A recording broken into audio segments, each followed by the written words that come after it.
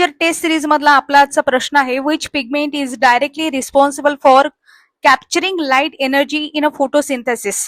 प्रकाश संश्लेषणामध्ये प्रकाश ऊर्जा थेट शोषून घेण्यास कोणता रंगद्रव्य म्हणजे पिगमेंट जबाबदार असतो?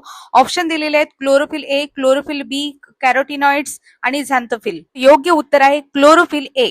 And chlorophyll A is the primary pigment directly responsible for converting light energy into chemical energy.